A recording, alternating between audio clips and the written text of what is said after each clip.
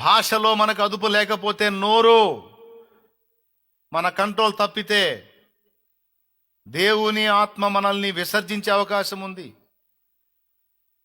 మనలో పని చేయకుండా మౌనం అయిపోయే ఛాన్స్ ఉంది సోదరా. సేవకులకు, విశ్వాసులకు అందరికీ చెప్తున్నా, లైవ్లో వీక్షిస్తున్న అనేక మందికి చెప్తున్నా, జాగ్రత్త.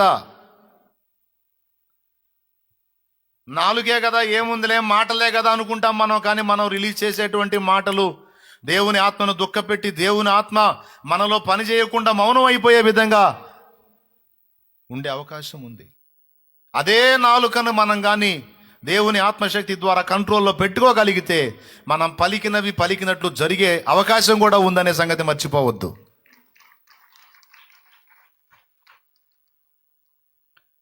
పేతురుని చూడండి, పౌలుని చూడండి, నాటి భక్తుల్ని చూడండి, పాత నిబంధన ప్రవక్తలను చూడండి, యేసయ్యను చూడండి. ఏది పలికితే అది జరిగింది.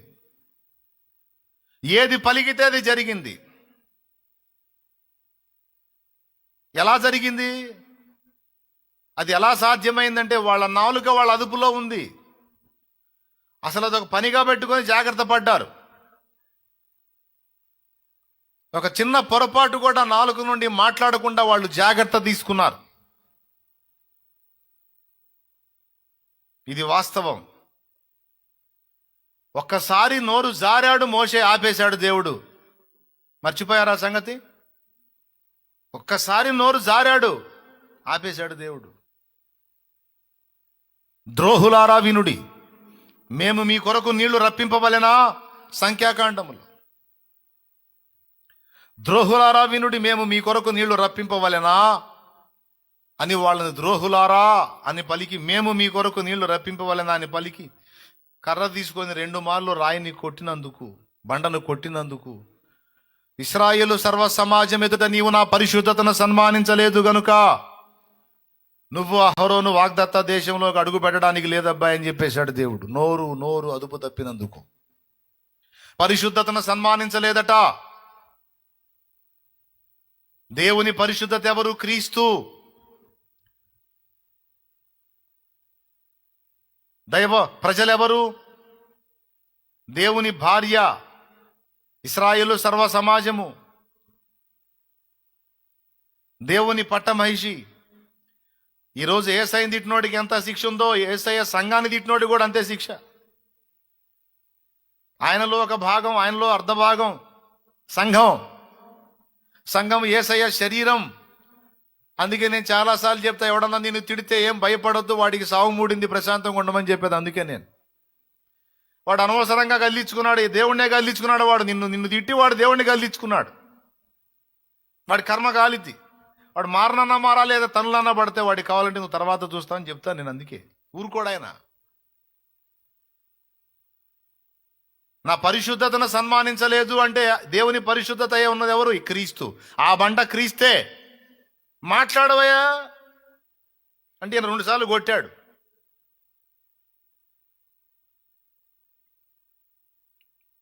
అంతేకాదు, ద్రోహులారా వినండి. ద్రోహులన్నా దుర్మార్గులన్నా దేవుడు అనాలి, నువ్వు అనకూడదు. ఇక్కడ ఇశ్రాయేలు, వినండి బాగా, ఇశ్రాయేలు మోషే మీద తిరగబడితే ఎంత కోపమో దేవుడికి, మోషే ఇశ్రాయేలు విషయంలో కోపపడ్డా అంతే కోపం దేవుడికి. మళ్ళీ ఒకసారి చెప్తా మీకు, ఆ రిఫరెన్స్ చూపిస్తాను.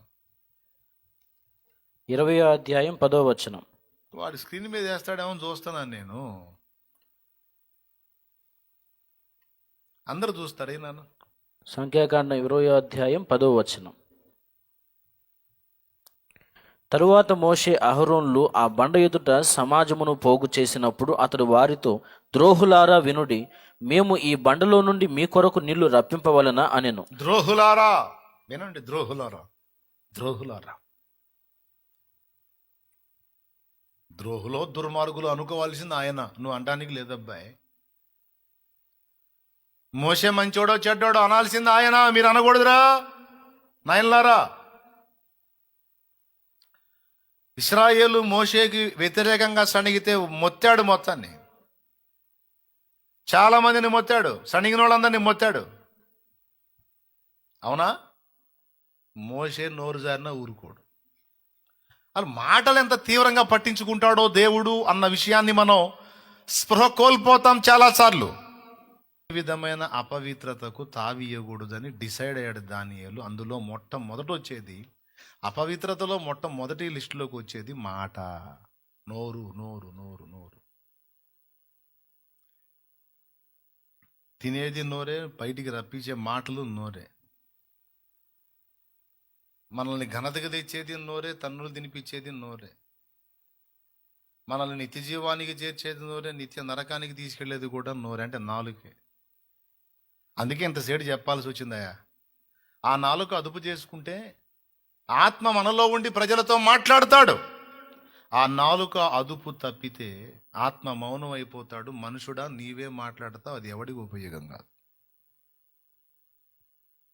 అందుకే భక్తుల్ని మీరు గమనించినట్లయితే అవసరమైనప్పుడు మాట్లాడారు, అనవసరమైనప్పుడు నోరు మూసుకున్నారు. ఎక్కువ శాతం ధ్యానంలో గడిపారు. ఓ భక్తుడు అన్నాడు, మౌని కానివాడు ధ్యాని కాలేడు, ధ్యాని కానివాడు జ్ఞాని కాలేడు అని. భలే మాట కదా. మౌనంగా ఉండినవాడు ధ్యానం చేసుకోలేడు. ధ్యానం చేయాలంటే మౌనంగా ఉండాలి. మీకు తెలుసా, ఇప్పుడు నేను వచ్చి వాక్యం చెప్పాలనుకో, మీకు కొన్ని గంటల ముందే మౌనం అయిపోవడానికి ఇష్టపడతాను నేను. ఎవరు నన్ను కదిలించకుండా ఉంటే ఆనందం నాకు, ఎవరు మాట్లాడకుండా ఉంటే సంతోషం నాకు. మాట్లాడకూడదు ఎవరు. పసిపాపున బయటికి పంపిస్తాను నేను. ఎందుకంటే మౌనంగా ఉండాలి, నేను మౌనం అయిపోవాలి. ఎందుకు మౌనం అయిపోవాలంటే, నేను ఎంత మౌనం అవుతానో, మాట విషయంలోనే కాదు, నా హృదయం విషయంలో ఎంత నిమ్మళం అవుతానో, ఆ నిమ్మళంలో నుంచే దేవుని స్వరం వినపడేది. ఈరోజు ఏం చెప్పాలో